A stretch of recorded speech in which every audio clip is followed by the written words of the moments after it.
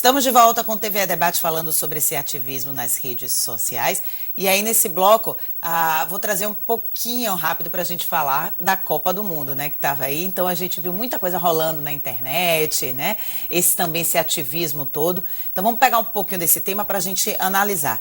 E aí, o primeiro passo que eu vou abordar é essa questão da campanha que foi feita por um banco, que foi o Itaú, e ele acabou trazendo uma música que repercutiu bastante. Acabou se apropriando até da própria música oficial, que é da Copa do Mundo. Mas qual é a visão que vocês têm desse marketing todo que foi feito em cima disso?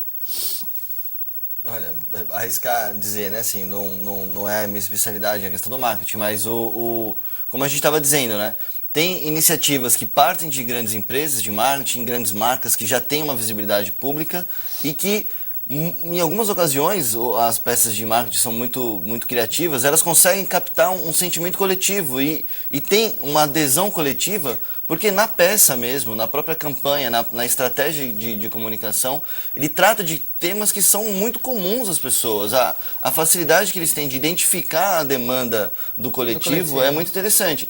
Claro que também tem as personalidades que estão associadas né, certos músicos, certos atores, certas celebridades que validam, endossam cada vez mais aquela campanha. Mas as pesquisas de marketing, por exemplo, trazendo para a área que eu conheço um pouco mais da psicologia, há muitos anos já que o marketing se apoia em pesquisas da área da psicologia para conhecer as pesquisas de opinião, não apenas a opinião das pessoas do ponto de vista da informação, mas de que forma as pessoas emocionalmente se associam a um fato, emocionalmente se associam a um dado, emocionalmente se associam com um evento ou com um fenômeno. Então, essas pesquisas de marketing também levam em consideração esse lado emotivo, esse lado, digamos assim, que vai muito além do produto ou do fato em si, mas a reação emocional das pessoas em relação àquilo. Agora é bacana você falar isso, porque essa reação, né, o comportamento das pessoas que tem na rede acaba vindo também para o mundo real. E aí, falando também mais recente da Copa, teve a hashtag que bombou, que foi Somos Todos Neymar, por conta do acidente e tal dele, da lesão. E aí também repercutiu muito e acabou o brasileiro ficando Somos Todos Neymar, entendeu? Eu sou Neymar e tal. Então, eu completamente discordei daquilo que rolou na rede. Primeiro que eu não sou Neymar coisa nenhuma, entendeu? Claro. E as pessoas acabam fazendo isso, esse tipo de comportamento que inconsciente, né? E vai lá e retuita, compartilha, republica e acaba todo mundo dizendo que somos todos tudo, entendeu? E sem saber que tipo de ideologia você tem, gente. Eu acho aquilo assim, eu fico chocada quando eu vejo as coisas no Facebook. É sério. O povo repercutindo, o povo tuita, o povo compartilha, eu sou tudo. Você não é nada, pelo amor de Deus, você acaba não sendo nada. Se ligue, ó, entendeu? Então... No caso específico do Neymar, eu acho que a gente tem que entender o contexto, era um contexto de grande comoção, né, nacional, e as pessoas queriam fazer parte daquele momento. Você fez parte desse momento? Não, eu não fiz parte desse momento. Apesar de ter torcido muito pela recuperação do Neymar, e espero que ele esteja bem, mas realmente eu não sou ele, não me senti parte a esse ponto de dizer que sou ele. Mas eu acho que é um pouco isso, a gente quer fazer parte do grande sentimento. Um pouco do contexto, né? O contexto que você vê numa Copa do Mundo, você não está aqui todo dia, né? Um contexto de grande comoção, a gente não tem outra pauta, o jornalismo, o mundo do entretenimento, as celebridades, está todo mundo orientado para uma pauta, um tema, uma questão que era a Copa do Mundo. Então você tinha um contexto muito específico em que todos nós, de certa forma, queríamos fazer parte daquilo. Eu acho que aí a gente sai um pouco da nossa discussão do entendimento do que é ativismo, mas a gente está entendendo aí agora, a gente está num mundo do engajamento digital, certo? A gente quer se engajar em determinadas coisas, a gente quer fazer parte, é um pouco da experiência de identidade, sabe? Dizer que somos toda uma coisa é dizer assim, quem somos nós, sabe? É um jeito de se afirmar como torcedor da Copa, como amante do futebol, então é um pouco um processo identitário, que aí Mas aí, a psicologia explica melhor. Mas aí, partindo para o lado um pouco da psicologia, esse comportamento também acaba não é ferindo, mas não trazendo essa ideologia ou esse ativismo que a rede quer colocar em xeque? Olha, É muito difícil porque assim, a gente às vezes ou atribui uma superpotência idealizada para a internet, ou horas a gente menospreza e radicaliza ela como se ela fosse menos real do que o real que está fora da internet. Então acho que é legal lembrar assim, tudo que acontece online, na rede, nas redes, é muito real, totalmente real. E como em outros espaços, o grau de adesão, o grau de complexidade, o grau de crítica das pessoas em relação àquele comportamento online ou offline pode variar. Então, a mesma rede, como a gente disse, a rede permite tanto um engajamento quanto um ativismo numa escala incrível, numa descentralização muito bacana, mas também permite com que as pessoas façam adesões muito confortáveis.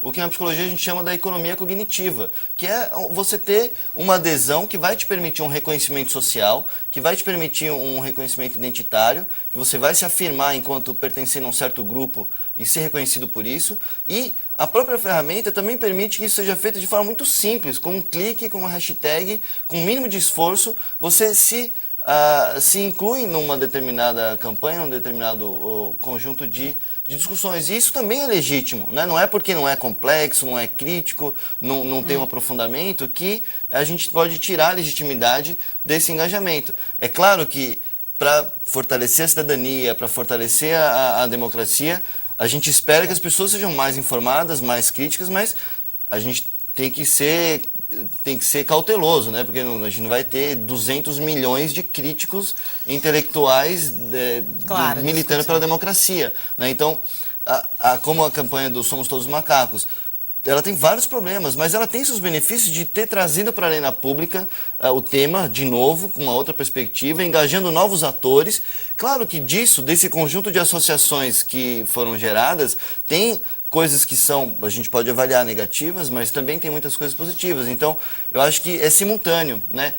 A escala que isso ganha, talvez muitos que deram lá a hashtag ou se engajaram numa campanha como essa, foram simplesmente dar um clique porque todo mundo estava fazendo, eu tenho que fazer também. Mas mesmo ao fazer isso, de repente ele pode ter entrado em contato com uma reportagem, um post de um amigo, enfim, há uma repercussão disso que pega todas as cores, né? É uma escala assim de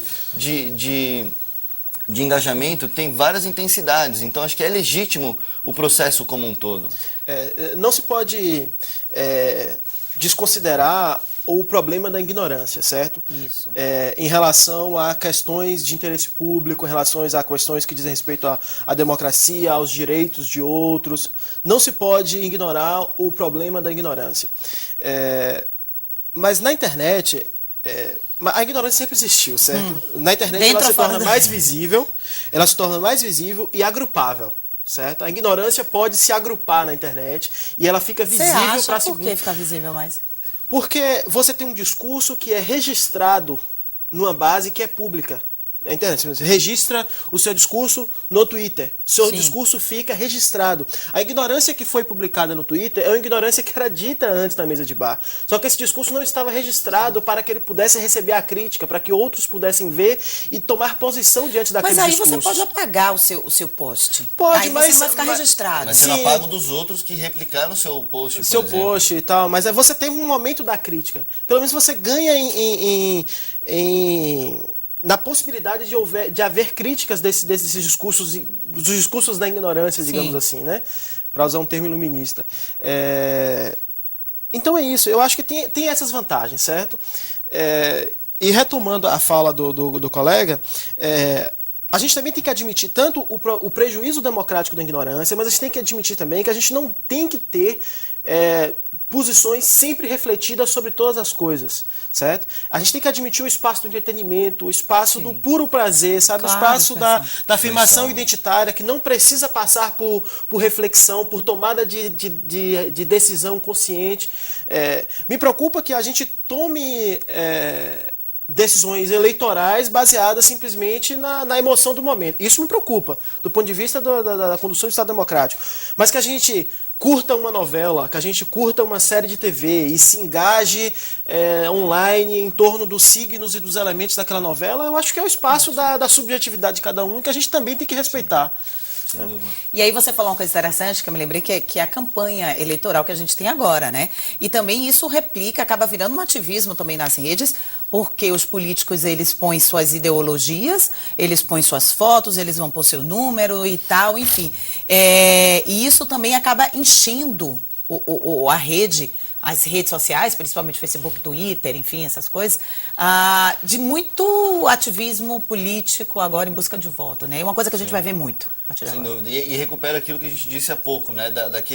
Daquela pergunta capciosa, de entender a espontaneidade ou a apropriação empresarial ou política de uma campanha, de um engajamento. A gente está vendo já vários perfis que foram criados para as redes sociais, alguns muito espontâneos, de comédia, de ironia, de piadas com relação a alguns políticos, mas que revelou-se depois que alguns deles foram criados por estratégias de marketing político, outros não, foram piadas mesmo, trollagens ou então brincadeiras espontâneas com relação aos candidatos, mas que já começa agora uma grande disputa de tentar se apropriar dessas celebridades específicas da web, né? Porque são diferentes das outras celebridades da mídia massiva.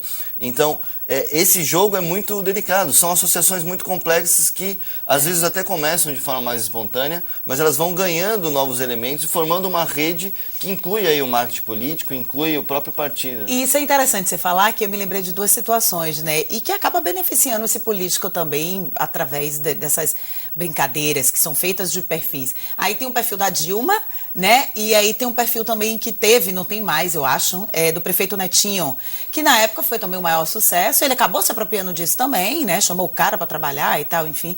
E são personagens que se criam nas redes para poder trabalhar também o marketing dessa pessoa, né? E é bem interessante isso.